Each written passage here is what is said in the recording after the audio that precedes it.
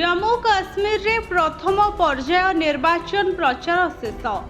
प्रथम पर्याय रे 24 विधानसभा आसन रे भोट हेबापई शेष दिन रे बीजेपी कांग्रेस और नेशनल कॉन्फ्रेंस जोरदार प्रचार करथिले।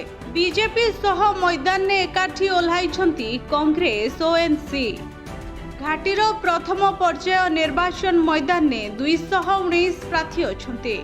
अनंतनाग जिले में 64, पुलवामा रे 45, डोडा रे 25, कुलगाम रे 25, किश्तवाड़ा रे 22, सोफियान ने 21 एवं रंबन ने 15 जन प्रार्थी प्रथम पर्याय रे निर्वाचन लड़ुछंती।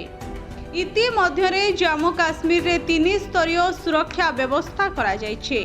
काश्मीर रे प्राय 300 कंपानी अर्ध सामरिक बाहिनी मुतयन होइछंती। जम्मू काश्मीर रे दीर्घ 10 वर्ष पर विधानसभा निर्वाचन हेबाकु जाउछि।